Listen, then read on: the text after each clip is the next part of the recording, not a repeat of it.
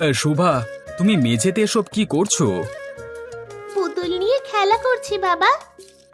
সারাদিন পুতুল দিয়ে খেলা করলে হবে? স্কুলে গিয়েছিলে আজকে? গিয়েছিলাম, তবে স্কুল আজকে আগে থেকেই ছুটি দিয়ে দিয়েছে। শুধু স্কুলে পড়াশোনা করলে হবে নাকি বাড়িতেও পড়াশোনা করতে হবে? বাড়িতেও পড়তে হবে। তাহলে তুমি কি করছো? খেলা বাদ দিয়ে পড়তে বসো। তোমাকে পড়াশোনা করে বড় অফিসার হতে হবে। ভুল হয়েছে বাবা, এখনই পড়তে বসছি। আচ্ছা, আর কিছুক্ষণ খেলো, তারপর পড়তে বসো। এখন বাইরে গিয়ে দেখো তো তোমার মার রান্না করা শেষ হয়েছে কিনা। দেখে আসছি বাবা।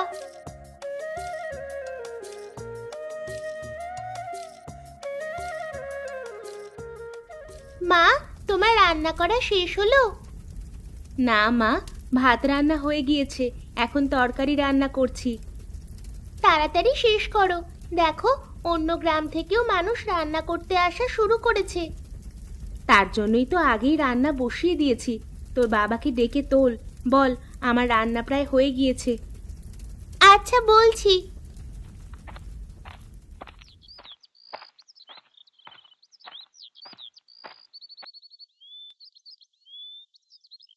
বাবা, মার রান্না প্রায় শেষ হয়ে গিয়েছে, তোমাকে উঠে হাত মুখ ধুতে বলল।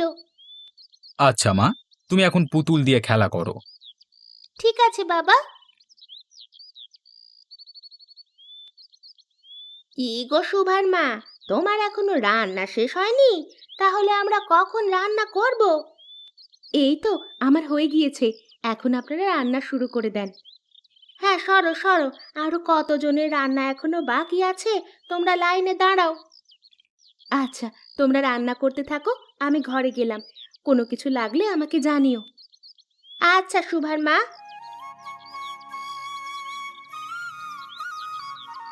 তা তুমি কোন গ্রাম থেকে এসেছো? আমার বাড়ি বিক্রমপুরে। আপনার বাড়ি কোন গ্রামে? আমার এই গ্রামে দক্ষিণ পাড়ায় বাড়ি। তা হালিমার পেছনের মানুষটা কোন গ্রামের, তাকে তো আগে দেখিনি এখানে। আমি সোনারপুর থেকে এসেছি। লাইন তো মনে হয় অনেক বড় হয়ে গিয়েছে, তাই না? তা তো একটু বড় হবেই। 3 গ্রাম মিলিয়ে মাত্র একটাই চুলো, মানুষের তো ভিড় হবেই। কবে যে প্রত্যেক বাড়ি বাড়ি চুলা হবে। আফসোস করে লাভ নেই, আমার রান্না শেষ হয়ে গিয়েছে। এখন হালিমা রান্না বসিয়ে দাও।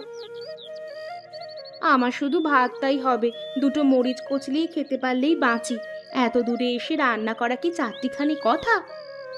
ঠিকই বলেছ, জলদি করো, আমার আবার তাড়াতাড়ি বাড়িতে ফিরতে হবে। ছোট বাচ্চা রেখে এসেছি, আমাকে না দেখলে আবার কান্নাকাটি শুরু করে দিবে। এই তো বোন, প্রায় হয়ে গিয়েছে। বাহির থেকে আওয়াজ আসতেছে, আমার পড়তে অসুবিধা হচ্ছে। বউ, বাইরে থেকে এত আওয়াজ আসছে কেন? কেন আবার, গ্রামের বউরা আসছে রান্না করতে, অনেক মানুষের লাইন লেগে গেছে, আওয়াজ তো একটু হবেই। 3টে গ্রামের মানুষের জন্য একটা চুলায় কি রান্না করা সম্ভব? প্রতি গ্রামে একটা চুলা থাকতো তাও হতো। এসব চিন্তা করে কোনো লাভ আছে? ভাগ্য ভালো যে আমাদের চুলাটা ছিল, না হলে এই 3 গ্রামের মানুষ কোথায় রান্না করতো বলো তো? মানুষ কি খেয়ে থাকতো? বাবা, এভাবে তো আমি পড়তেই পারছি না। মারে, এমনি একটু কষ্ট করে পড়। কি করবি বল, তাদের তো আর এখানে আসতে মানা করতে পারি না। রান্না না করলে তারা খাবে কি? তুই কি চাস 3 গ্রামের সব মানুষ না খেতে পেয়ে মারা যাক? না মা, আমি সেটা চাই না। মানুষের বিপদের সময় পাশে দাঁড়ানো উচিত, তাহলেই সে প্রকৃত মানুষ হয়ে উঠতে পারে। মা, সবাই নিজ বাড়িতে মাটি দিয়ে চুলা বানিয়ে নিলেই তো সব ঝামেলা মিটে যায়। তাহলেই তো তাদের আর রান্না করবার জন্য এত কষ্ট করতে হয় না। সেটা কি আর তারা বানায়নি? সবার বাড়িতে চুলা আছে, কিন্তু কোনো চুলাতেই আগুন ধরে না। তাহলে আমাদের চুলায় আগুন ধরে কেন? সেটা আমরা নিজেরাও জানি না। বউ, ওঠো, অনেক ক্ষুধা পেয়েছে। শুভারও নিশ্চয়ই অনেক ক্ষুধা পেয়েছে। হ্যাঁ বাবা। তুমি খাবার বেড়ে দাও, আর থাকতে পারছি না। ঠিক আছে, তোমরা দুজন নেমে মেঝেতে বসো, আমি খাবার বেড়ে দিচ্ছি। ঠিক আছে শুভা মা, তুমি বই বন্ধ করে উঠে আসো। আসছি বাবা। বাবা, অনেক ক্ষুধা পেয়েছে, কিছু খেতে দাও না। আর একটু ধৈর্য ধরো বাবা, তোমার মা এখনই পাশের গ্রাম থেকে চলে আসবে। আর কখন আসবে? আমি তো থাকতে পারছি না। গ্লাসে করে আরেক গ্লাস পানি দিই, আর একটু পানি খাও। 2 গ্লাস তো খেলাম, আর কত পানি খাবো? কি করব বাবা, আমাদের গ্রামে তো আর চুলো নেই যে তোমার মা অল্প সময়ের মধ্যে রান্না করে খাবার দেবে।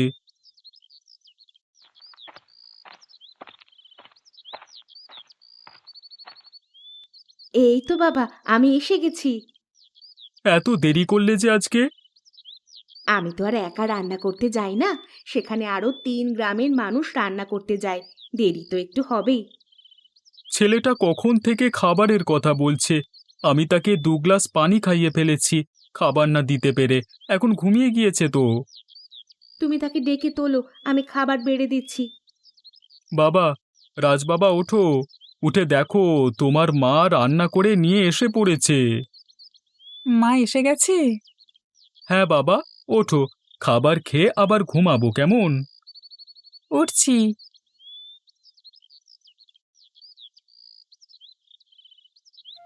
কি বাবা, বৌমা কি রান্না করে এখনো ফেরেনি? না মা, মনে হয় আজকে রান্না বসাতেই দেরি হয়ে গিয়েছে, লাইনে অনেক লোক হয়তো, চিন্তা করো না, এসে পড়বে। আমার ওষুধ খাওয়ার সময় হয়ে গিয়েছে, সময় মতো ওষুধ না খেলে তো আর বিছানা থেকে উঠতে পারবো না।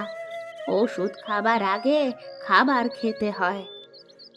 কি করবে বলো, 1 গ্রাম পেরিয়ে তারপর রান্না করতে যেতে হয়, তাছাড়া তো কোনো উপায় নেই। কি যে এক ব্যাপার হলো গ্রামের, কোনো রহস্য তো ঠিকই আছে। আমরাও তো এটার কিছুই বুঝতে পারছি না, শুধু এক বাড়িতেই কেন আগুন জ্বলে আর বাকি বাড়িতে জ্বলে না কেন?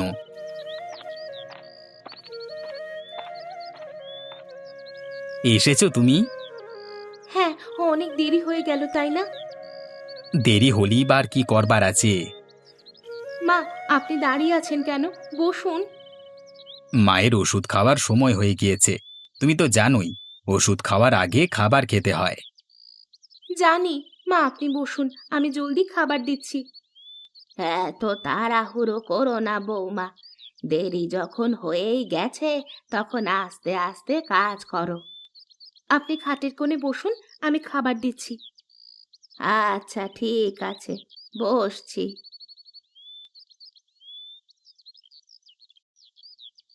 বউ, আমি বাজারে দোকানে যাব, জলদি খাবার দাও, যেতে দেরি হয়ে যাচ্ছে। দাঁড়াও, আমি বাহির থেকে তরকারির পাতিলটা নিয়ে আসছি। জলদি আসো। কি শুভা, তুমি স্কুলে যাবে না আজকে? যাব তো। তাহলে চেয়ারে বসে আছো কেন, উঠে এসো, রেডি হও। হচ্ছি।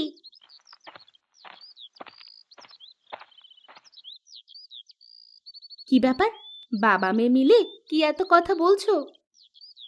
তেমন কিছু না, শুভা স্কুলে যাবে কিনা তাই জিজ্ঞাসা করছিলাম। স্কুলে তো যাবেই, আমি খাবার দিচ্ছি, খেয়ে তোমরা রেডি হয়ে যার যার মতো কাজে যাও। আচ্ছা দাও।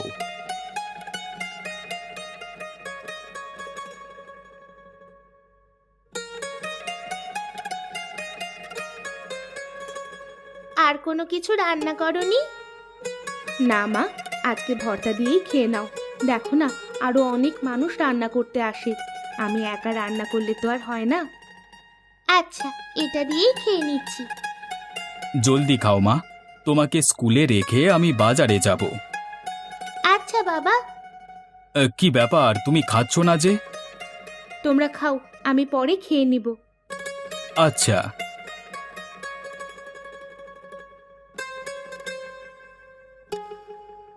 কি তোমাদের হলো? মেয়েকে বাইরে পাঠাও, আমার বাজারে যেতে দেরি হয়ে যাচ্ছে। শেষ বাবা, আসছি। ঘরে কি করছো যে, এত দেরি হচ্ছে কেন? আমার দোকান খুলতে হবে তো।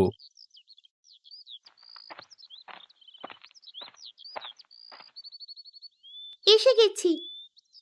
আচ্ছা বউ, তাহলে আমরা যাচ্ছি। যাও, আসার সময় দোকান থেকে কিছু বিস্কুট নিয়ে আসবে, সব সময় তো আর রান্না করা যায় না, তখন না হয় বিস্কুট খাওয়া যাবে। আচ্ছা, নিয়ে আসবো।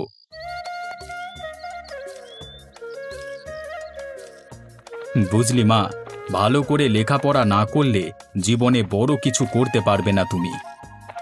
আমি তো ভালোভাবে পড়ালেখা করতেই চাই, কিন্তু বাড়ির মধ্যে এত শব্দ হলে আমি কিভাবে পড়ালেখা করব? সেটাই তো চিন্তার বিষয়। বাবা, সব গ্রামে কেন চুলায় আগুন জ্বলে না? কি জন্য এমন হয়েছে? একসময় সব বাড়িতেই চুলায় আগুন জ্বলতো, কিন্তু এখন আর জ্বলে না। কেন, সেটা তো বলো। তোমার এগুলো না জানাই ভালো। তোমার স্কুলের কাছে এসে গেছি, তুমি ভেতরে চলে যাও, আমি বাজারের দিকে যাই। আচ্ছা বাবা।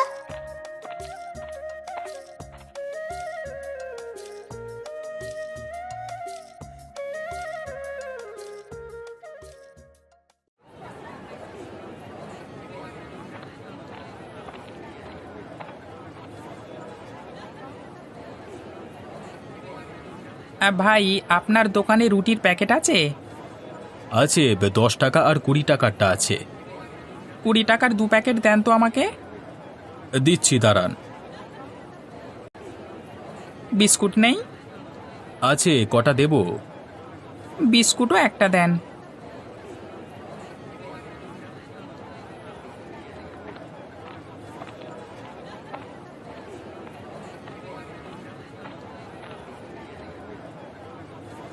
বাবা, তোমার দোকানে রুটি আছে কি?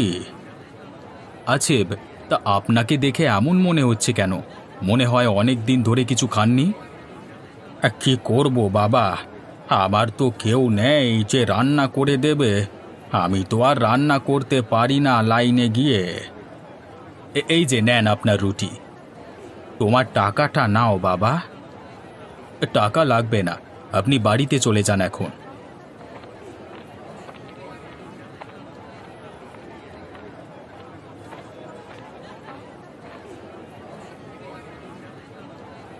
আপনার দোকানে বিস্কুট নেই? আর একটা প্যাকেট বিস্কুট আছে, সেটা বাড়িতে নিয়ে যেতে হবে। আপনাদের বাড়িতে তো চুলা আছে, আপনার রান্না করে খেতে পারবেন। আমরা তো আর পারবো না, ছেলে মেয়েকে ঠিক মতো খাবার রান্না করে দিতে পারি না। আচ্ছা, নেন।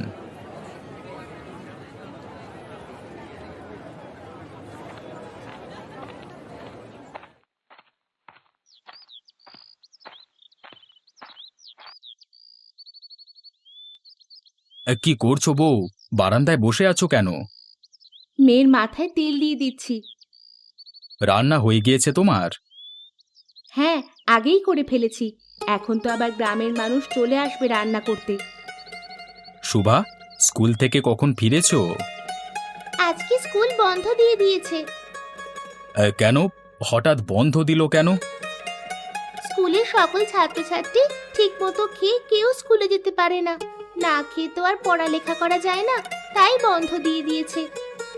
তুমি খালি হাতে ফিরে আসলে যে, তোমাকে না বিস্কুট নিয়ে আসতে বলেছিলাম? কি করব বলো, বাজারে রুটি এবং বিস্কুটের অনেক কাস্টমার আসছে আজকে। গ্রামের কেউই ঠিকমতো দুবেলা ভাত রান্না করে খেতে পারে না, তাই আমি বাড়িতে বিস্কুট নিয়ে আসতে পারিনি।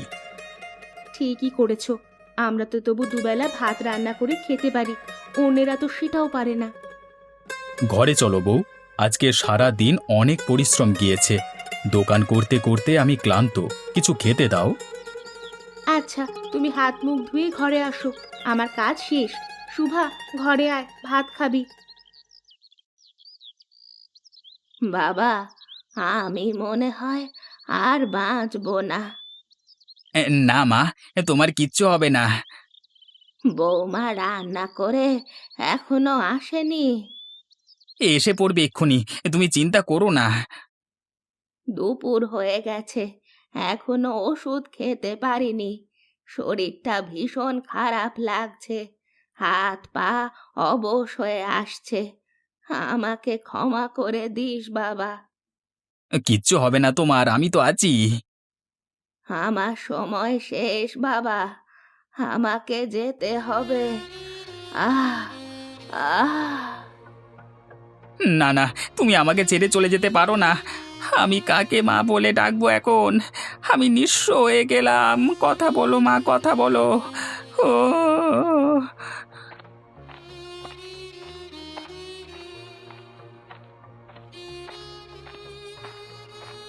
কি গো, তুমি বাহিরে বসে কান্না করছো কেন?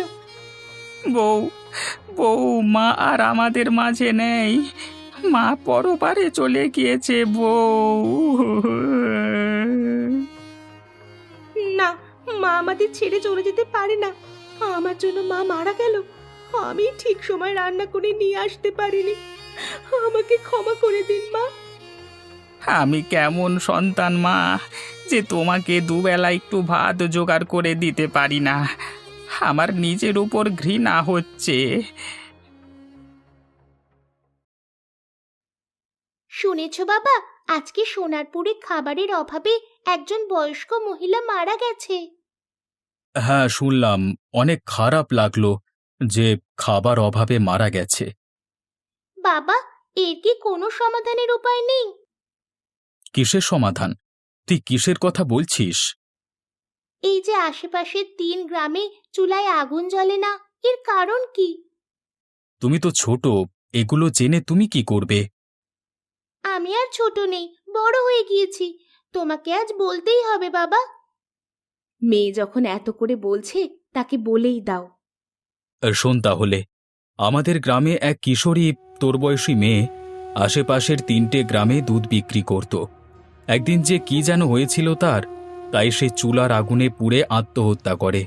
তারপর থেকে সেই 3টি গ্রামের চুলোয় আর আগুন জ্বলে না। তাহলে আমাদের এখানে জ্বলে কেন? সেটা জানি না। এটার থেকে মুক্তির কোনো উপায় নেই? আছে, যদি তোর বয়সী কোনো মেয়ে নিজের শরীরে আগুন লাগিয়ে আত্মহত্যা করে, তাহলেই এই বিপদ থেকে মুক্তি পাওয়া যাবে। আমি নিজে আগুনে পুড়ে আত্মহত্যা করব বাবা। এই 3 গ্রামের মানুষকে আর খাবারের অভাবে মরতে দিব না আমি। কি বলছো কি এসব? তুই কি পাগল হয়ে গেলি? না মা, আমি আর গরিব মানুষের এই খাবারের কষ্ট দেখতে পাচ্ছি না। আমি মারা গেলে তোমরা একজনকে হারাবে, আর এদিকে প্রতিদিন না খেয়ে অনেক লোক মারা যাবে। তোমরা কোনটা চাও?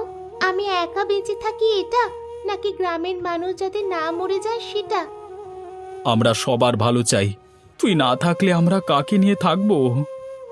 যারা মারা যাচ্ছে তাদের পরিবার এখন কাকে নিয়ে থাকবে? তুমি সব গ্রামের মানুষকে আমাদের বাড়ির সামনে জড়ো করো।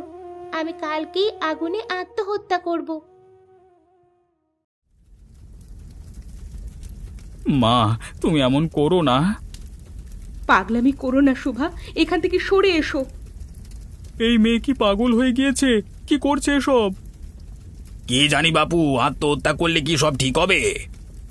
জানি না। এটা তুমি কি করলে মা? সরে আয় সেখান থেকে, সরে আয়। সুবা মা, তোমার কিছুই হয়নি? আগুনে তোমার কিছুই পড়েনি? গ্রামের সব চুলোয় আগুন জ্বলছে, সব অভিশাপ কেটে গিয়েছে। দেখেছো বাবা মা, আমার কিছুই হয়নি। ভাই, আপনার মেয়ের অনেক সাহস, তার জন্যই আবার গ্রামের সব বাড়িতে চুলায় আগুন জ্বলছে। আয় মা, আমার বুকে আয়। তুই আমার বুকে আয় মা।